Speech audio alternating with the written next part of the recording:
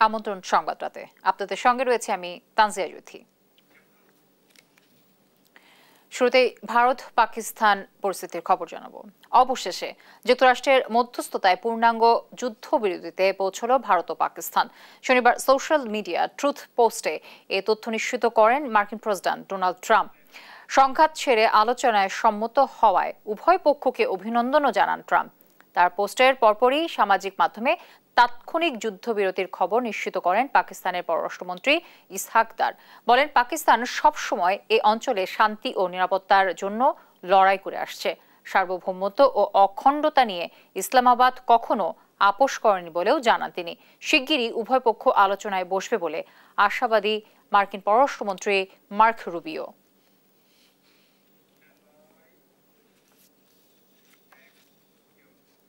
অন্তর্বর্তী সরকারের উপদেষ্টা পরিষদের জরুরি বৈঠক ডেকেছেন প্রধান উপদেষ্টা প্রফেসর মোহাম্মদ ইউনুস। শনিবার রাত ৮টার দিকে এই বৈঠক হওয়ার কথা রয়েছে। বৈঠকের আলোচ্য সূচি সম্পর্কে কিছু জানা যায়নি, তবে চলমান গুরুত্বপূর্ণ বিষয় নিয়ে আলোচনা হতে পারে বলে ধারণা করা হচ্ছে।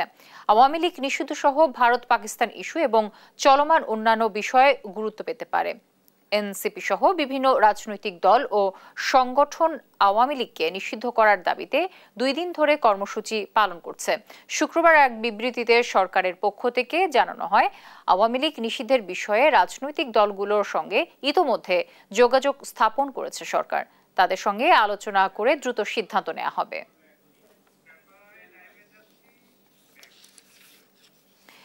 উপদেষ্টা পরিষদের বৈঠকের বিষয়ে জানাতে সরাসরি যুক্ত হচ্ছেন সহকর্মী আলিমুজ্জামান সাফওয়ান। বৈঠকের বিষয়ে নতুন করে কোনো তথ্য আপনার কাছে আছে কিনা আমাদের দর্শককে জানাবেন।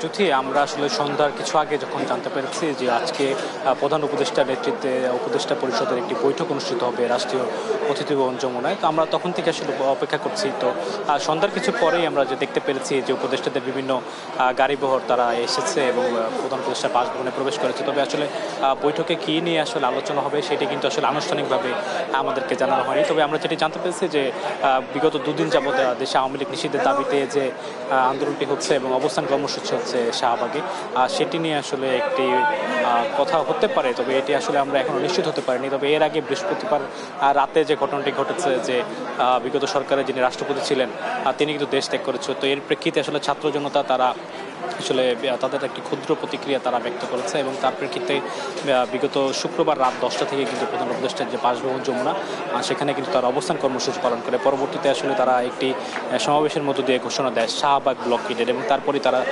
সেখান থেকে আসলে শাহবাগে গিয়ে অবস্থান নেয়। এখনও কিন্তু তাদের অবস্থান কর্মসূচি যেটি রয়েছে শাহবাগ ব্লকেড সেটি কিন্তু চলমান রয়েছে এবং তারা কিন্তু আসলে আশ্বাস চাচ্ছিলেন যে প্রধান উপদেষ্টার কার্যালয় বা অন্যান্য সরকারের যারা প্রতিষ্ঠান রয়েছেন তাদের কাছ থেকে একটি আশ্বাস আসবে বা একটি কোনো ঘোষণা আসতে পারে আওয়ামী লীগ নিষিদ্ধের ব্যাপারে। তো সেটি যতক্ষণ না পর্যন্ত না আসবে ততক্ষণ পর্যন্ত তাদের যে আন্দোলন সেটা কিন্তু চলমান থাকবে। অর্থাৎ তারা কিন্তু শাহবাগ ব্লক করে রেখেছে এবং সেটি কিন্তু আস্তে আস্তে সারা দেশে ছড়িয়ে পড়েছিল। তবে হাসনাত আবদুল্লাহ তিনি কিন্তু আসলে অনুরোধ করেছে যে শাহবাগ ব্যতীত দেশে অন্যান্য জায়গায় যে ব্লকেট করা হয়েছে সেটি যাতে আর না করা হয়। তো আমরা আজকে দুপুরে জানতে পেরেছি যে প্রধান উপদেষ্টার বাসভবন যমুনা সেখানে আসলে জরুরি একটি বৈঠক অনুষ্ঠিত হবে। তো আজ 8টায় অর্থাৎ এখনই হয়তো বৈঠকটি শুরু হওয়ার কথা আমরা জানতে পেরেছি এবং বৈঠকটি শেষ হওয়ার কথা রয়েছে রাত 8:30, আধা ঘন্টা পরে শেষ হওয়ার পরে সেটি আসলে উপদেষ্টা পরিষদের পক্ষ থেকে হয়তো যে কোনো উপদেষ্টা এসে সংবাদ মাধ্যমে হয়তো কথা বলবেন, তখনই কিন্তু আমরা নিশ্চিতভাবে জানতে পারবো যে আসলে প্রধান উপদেষ্টার সঙ্গে অন্যান্য উপদেষ্টাদের আসলে কী নিয়ে আলোচনা হয়েছে। তো আমরা আসলে এখন অপেক্ষা করছি প্রধান উপদেষ্টা বাসভবনের বাইরে। তো কিছুক্ষণ পরে হয়তো আনুষ্ঠানিকভাবে আমরা জানতে পারবো যে ভেতরে আসলে কী নিয়ে বৈঠক হয়েছে। তো যদি আমার কাছে রাষ্ট্রীয় অতিথি ভবন যমুনার থেকে প্রধান উপদেষ্টা বাসভবন থেকে ছিল সর্বশেষ খবর। সাফওয়ান, থাকুন আপনি আমার সাথে, আবারও আপডেট নেওয়ার চেষ্টা করবো। দর্শক, রাষ্ট্রীয় অতিথি ভবন যমুনা থেকে যুক্ত হয়েছিলেন আমাদের সহকর্মী আলিমুজ্জামান সাফওয়ান। আওয়ামী লীগ নিষিদ্ধ না হওয়া পর্যন্ত ঘরে না ফেরার ঘোষণা দিয়েছে ফ্যাসিবাদ বিরোধী জাতীয় ঐক্যের নেতারা। রাজধানীর শাহবাগে 3 দফা দাবি দুপুরে শুরু হওয়া গণজমায়েতে এ ঘোষণা দেয় তারা। এর আগে সকাল থেকে পালন করা হয় শাহবাগ ব্লকেট।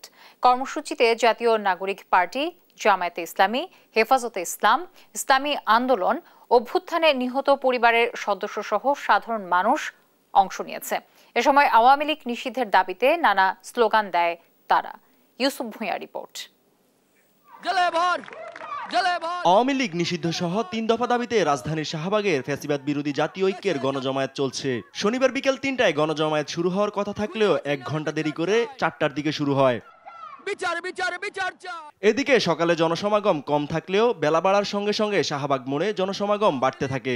বিকেল 3টার দিকে প্রথমে এনসিপির উত্তরাঞ্চল মুখ্য সংগঠক সার্জিস আলম ও পরে দক্ষিণাঞ্চলের মুখ্য সংগঠক হাসাত আব্দুল্লাহ শাহবাগে গণজমায়েতে যোগ দেন। আমার মুখ থেকে যদি পার করা হয়, এই আমি আন্দোলন প্রত্যাহার করেছি, আপনারা নিজের আন্দোলন চালিয়ে যাবেন। যতই প্রেসার আসুক, যতই বিভক্তি আসুক, আমাদের এই জুলাইয়ের ঐক্যবদ্ধ শক্তিকে আলাদা করতে পারবে না। কর্মসূচিতে জাতীয় নাগরিক পার্টি, জামায়াতে ইসলাম, হেফাজত ইসলাম, ইসলামী আন্দোলন, অভ্যুত্থানে নিহত পরিবারের সদস্য সহ সাধারণ মানুষ অংশ নিয়েছে। এ সময় আওয়ামী লীগ নিষিদ্ধের দাবিতে তারা নানা স্লোগান দেন। আওয়ামী লীগ যে সে পর্যন্ত আওয়ামী লীগকে নিষেধ চায়, যতক্ষণ পর্যন্ত আমাদের শাপলা চত্বরে হত্যাকারীদের বিচার না করতে পারে তখন পর্যন্ত আমাদের রাজপথে আমাদের আন্দোলন সংগ্রাম চলবে, বলা ঠিক না। আন্দোলনকারীরা বলেন আওয়ামী লীগকে সন্ত্রাসী সংগঠন হিসেবে ঘোষণা ও নিষিদ্ধ করতে হবে। সেই সঙ্গে আন্তর্জাতিক অপরাধ ট্রাইব্যুনাল আইনে দলগত বিচারের বিধান যুক্ত করতে হবে। পাশাপাশি জুলাই ঘোষণাপত্র জারিরও দাবি জানান তারা। ইউসুফ ভুঁইয়া, দেশ টিভি, ঢাকা।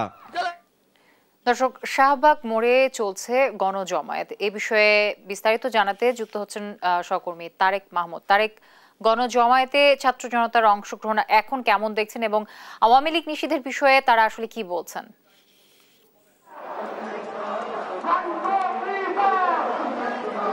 যদি যেমনটি জানেন, গতকাল বিকেল থেকে কিন্তু এখন পর্যন্ত এই শাহবাগ মোড়টি অবরোধ করে 3 দফা দাবিতে এখন পর্যন্ত বিক্ষোভ করছেন বিভিন্ন রাজনৈতিক দল এবং সংগঠনের নেতারা।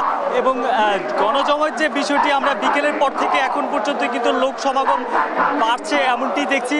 আপনি জানেন কিছুক্ষণ আগে কিন্তু যে নাগরিক পার্টির মুখ্য সংগঠক হাসাত আব্দুল্লাহ এখানে এসেছেন। তিনি যেমনটি বলেছেন, আজকে যে উপদেষ্টাদের যে বৈঠক চলছে সেখান থেকে যদি এই ঘোষণাটি না আসে আওয়ামী লীগ নিষিদ্ধের বিষয়ে এবং এই 3 দফার বিষয়ে যদি তারা তাদের পক্ষে ঘোষণা না পায়, তাহলে 1 ঘন্টা পর তারা শাহবাগ থেকে বাংলা মোটর পর্যন্ত পুরো সড়ক তারা অবরোধ করবে।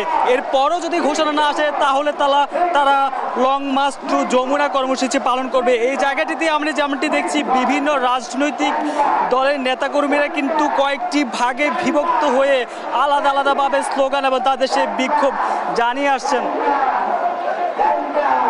এবং জাতীয় নাগরিক পার্টি থেকে এবং এখানে অন্যান্য যে নেতাকর্মীরা তারা একই কথা, যে আওয়ামী লীগকে একটি সন্ত্রাসী সংগঠন হিসাবে আখ্যায়িত করে দলটিকে নিষিদ্ধ করতে হবে এবং আন্তর্জাতিক অপরাধ ট্রাইব্যুনালের মধ্যে আওয়ামী লীগকে দলগতভাবে বিচারের বিধান যুক্ত করতে হবে।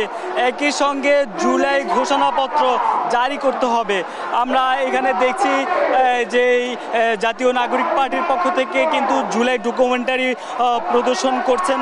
একই সঙ্গে এখন পর্যন্ত কিন্তু স্লোগানে পুরো শাহবাগ চত্বর কিন্তু মুখরিত বলাই চলে। আমরা এখানে কয়েকটি ভাগে বিভক্ত হতে দেখেছি। এক পাশে আমরা দেখছি যে ইসলামী আন্দোলন বাংলাদেশের যে নেতাকর্মীরা তারা একটি পাশে অবস্থান নিয়ে আওয়ামী লীগ নিষিদ্ধের দাবিতে বিক্ষোভ সমাবেশ করছেন এবং জুলাই এই গণঅভ্যুত্থানে আহত যারা তারাও এক পাশে এসে বসে তারা এই আন্দোলনে সংহতি জানিয়ে একই দাবিতে তারাও কিন্তু স্লোগান দিচ্ছেন। এবং আপনাকে যদি একটু বলে রাখি, গতকাল বিকেল 4:45টার পর থেকে কিন্তু এই যে শাহবাগ অবরোধ করে যে কর্মসূচি সেটি শুরু হয়েছে, এখন পর্যন্ত সেটি চলছে এবং নেতাকর্মীরা যেটি বলছেন যে যদি এই আজকের মধ্যে যদি ঘোষণা না আসে তাহলে তারা আরও কঠোর কর্মসূচির মধ্যে যাবে। তো যদি এখন পর্যন্ত কিন্তু শাহবাগের নেতাকর্মীরা তাদের সে বিক্ষোভ জানিয়ে আসছেন এবং তারা যেমনটা বলছেন চূড়ান্ত ঘোষণা না আসা পর্যন্ত তারা তাদের এই অবস্থান ধরে রাখবেন। জ্যোতি। তারেক, ধন্যবাদ আপনাকে। দর্শক, শাহবাগের মোড় থেকে যুক্ত ছিলেন আমাদের সহকর্মী তারেক মাহমুদ। জনগণের কাছে দায়বদ্ধ সরকার প্রতিষ্ঠা না হওয়া পর্যন্ত ধর্ম বর্ণ নির্বিশেষে সবাইকে ঐক্যবদ্ধ থাকতে হবে বলে মন্তব্য করেছেন বিএনপি ভারপ্রাপ্ত চেয়ারম্যান তারেক রহমান। বৌদ্ধ পূর্ণিমা উপলক্ষে বিকেলে গুলশান কার্যালয়ে বৌদ্ধ ধর্মাবলম্বীদের সঙ্গে শুভেচ্ছা বিনিময়কালে এ মন্তব্য করেন তিনি। বলেন, বাংলাদেশকে যেন আর কেউ তাবেদার রাষ্ট্র বানাতে না পারে, পাশাপাশি ফ্যাসিবাদ মাথা চাড়া দিয়ে উঠতে যেন না পারে, সেজন্য সবাইকে সতর্ক থাকতে হবে। তারেক রহমান আরো বলেন, বিগত আওয়ামী লীগ সরকার রাজনৈতিক হীনস্বার্থ চরিতার্থ করতে ক্ষুদ্র জনগোষ্ঠীকে ব্যবহার করছে। অন্তর্বর্তী সরকারের প্রতি বিএনপির পুনঃসমর্থন থাকলেও জনগণের কাছে তাদের কর্মকাণ্ডের জবাবদিহিতা নিশ্চিত করতে হবে বলেও জানান তিনি। বিএনপি সহ ফ্যাসিবাদ বিরোধী দলগুলো অন্তর্বর্তীকালীন সরকারকে সফল দেখতে চায়, বিএনপি এই সরকারকে সফল দেখতে চায়। তবে এখানে একটি কথা রয়ে গেছে, সরকারের কার্যক্রম সম্পর্কে যাতে জনগণের সামনে একটা স্বচ্ছ ধারণা থাকে। দর্শক, এই ছিল এখনকার সংবাদ রাত। পরে বুলেটিন দেখার আমন্ত্রণ রইল। ধন্যবাদ সবাইকে।